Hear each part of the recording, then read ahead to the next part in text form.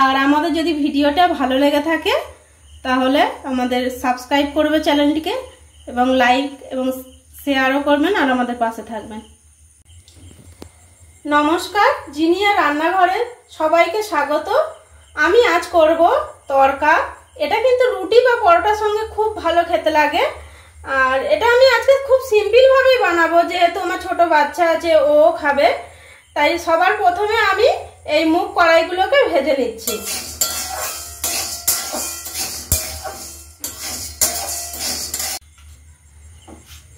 এবার আমি এগুলোকে প্রেসারে দিয়ে দিচ্ছি। 2 থেকে 3টে সিটি দিতে হবে।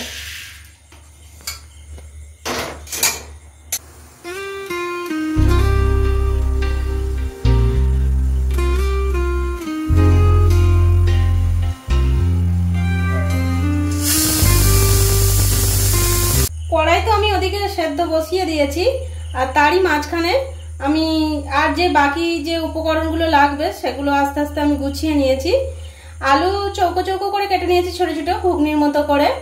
অনেকে আলু ছাড়াও খেতে পারে, সেটা কোনো অসুবিধা নেই, তবে আমরা আলু দিয়ে খেতেই বেশি পছন্দ করি। আর এখানে কেটে রেখেছি পেঁয়াজ, কাঁচা লঙ্কা, আদা রসুন পেস্ট, শুকনো লঙ্কা, জিরে, তেজপাতা, আর লাগবে 2টো ডিম। আপনারা চাইলে 3টেও দিয়ে আপনাদের সেটা পছন্দ মতো। আমি এখানে 2টো ডিম নিয়েছি।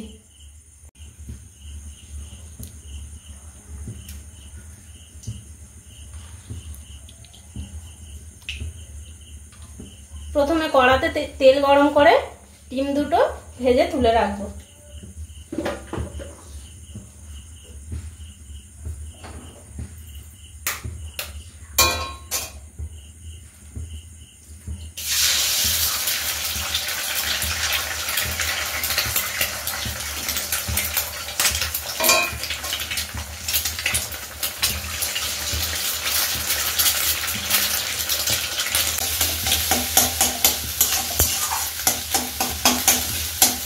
ডিমগুলোকে ভুজিয়া করে নিতে হবে।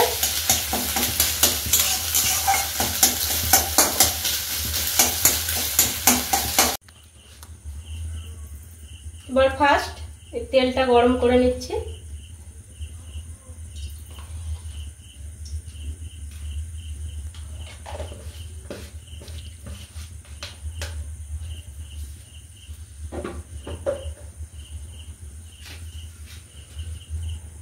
তেলটা এখন গরম হয়ে গেছে। এরপরে দেব শুকনো লঙ্কা আর একটা তেজপাতা,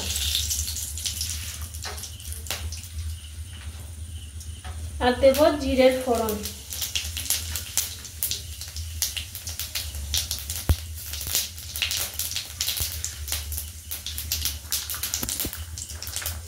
এগুলো একটু লাল লাল হয়ে গেলে এর মধ্যে আমি আলুটা দিয়ে দেব।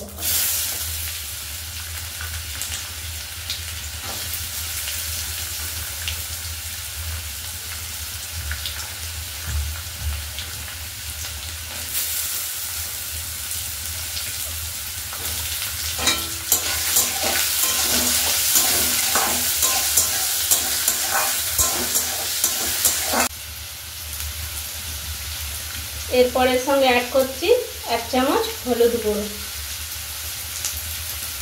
দিয়ে একটু এটাকে লাল লাল করে ভেজে নিতে হবে।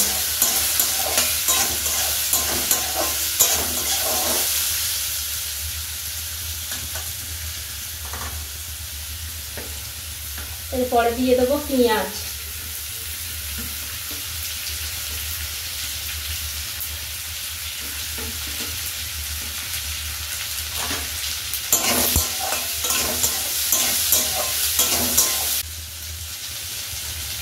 পেঁয়াজটা একটু ভাজা ভাজা হয়ে গেলে এর মধ্যে আমি লবণটা অ্যাড করে দিচ্ছি, কারণ পেঁয়াজটা এটা নরম করতে সাহায্য করবে।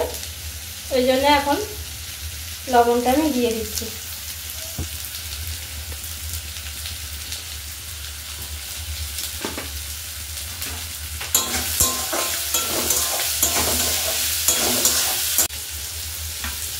এরপরে দিচ্ছি আদা রসুন পেস্ট,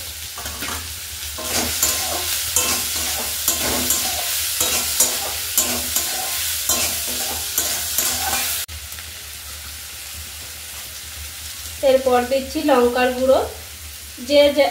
যেমন আপনারা ঝাল খান সেই পরিমাণে আপনারা লঙ্কার গুঁড়ো দেবেন। আমরা ঝাল কম খাই, এখানে 1 চামচ দিলাম। মশলা আমার কষানো হয়ে গেছে, এবার জল দিয়ে দিচ্ছি।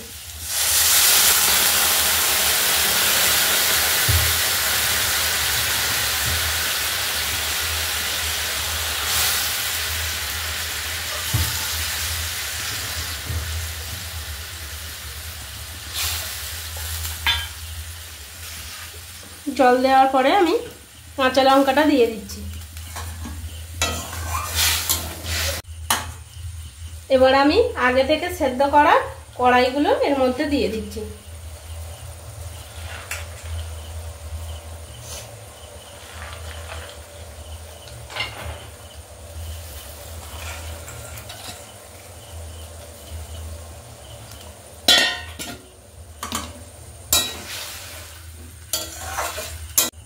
এবার আমি ঢাকা দিয়ে 10 মিনিট এটা দমে রাখবো। এই আলু এখন সেদ্ধ হয়ে গেছে, এবারে এর মধ্যে আমি ডিমটা দিয়ে দেব।